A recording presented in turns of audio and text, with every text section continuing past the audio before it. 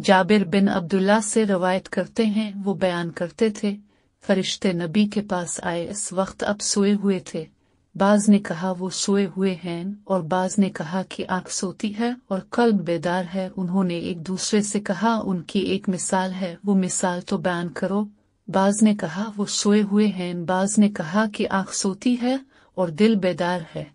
चनाचा उन लोगों ने कहा कि उनके लिए एक दस्तरखान बिछाया और एक शख्स बुलाने वाले को भेजा। जिसने बुलाने वाले की दावत कबूल की तो वो घर में दाखिल हुआ और दस्तरखान से खाया, और जिसने बुलाने वाले की दावत कबूल ना की वो ना तो घर में दाखिल हुआ और ना ही दस्तरखान से खाया। इन लोगों ने कहा कि वो तो सोए हुए हैं, और बाज ने कहा कि आंख सोती है और कल्ब बेदार होता है।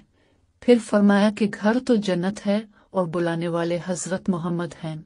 चनाचा जिसने हजरत मोहम्मद की इताअत की उसने अल्लाह की इताअत की, जिसने हजरत मोहम्मद की नाफरमानी की और उसने अल्लाह की नाफरमानी की, और हजरत मोहम्मद लोगों के दरमियान जुदा करने वाले हैं। कतबान लैस बुआसिता खालिद सईद बिन इब्बी हिलाल जाबिर उसकी मताबत में रवायत करते हैं कि हमारे पास नबी तशरीफ लाए। हजरत हुज़ैफा से रवायत करते हैं, उन्होंने कहा कि कुरा की जमात तुम सीधी राह इख्तियार करो, इसलिए कि तुम बहुत पीछे रह गए हो।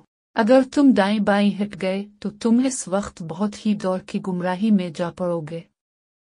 रसूल अल्लाह की सुन्नतों की पैरवी करने का बयान।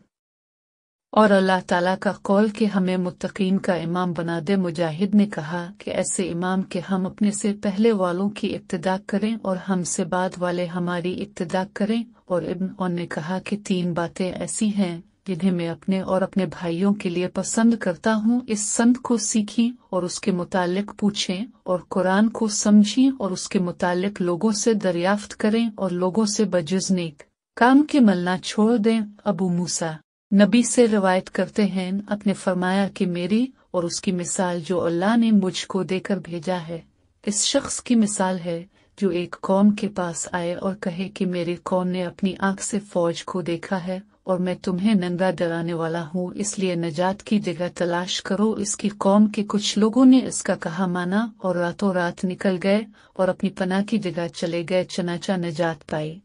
एक गिरोह ने इसे झूठ समझा और अपनी जगह पर ही रहे। सुबह को लश्कर ने उन पर हमला कर दिया और उन्हें हलाक कर दिया और कत्लो गारत किया। ये इस शख्स की मिसाल है जिसने मेरी इताअत की और जो मैं लेकर आया हूँ इसकी पैरवी की, और इस शख्स की मिसाल जिसने मेरी नाफरमानी की और जो मैं लेकर आया हूँ इसको झुटलाया।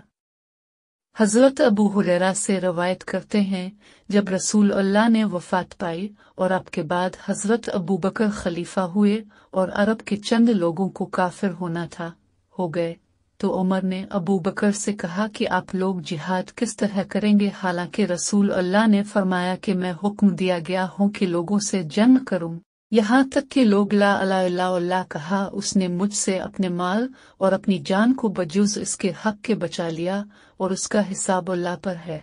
हजरत अबू बकर ने कहा कि अल्लाह की कसम जंग करूंगा इस शख्स से जिसने नमाज और ज़िक्र में तफरीक की, इसलिए कि ज़िक्र माल का हक है। अल्लाह की कसम अगर उन लोगों ने एक रस्सी भी रोकी जो वो रसूल अल्लाह के ज़माने में दिया करते थे तो मैं इसके न देने वालों से जंग करूंगा।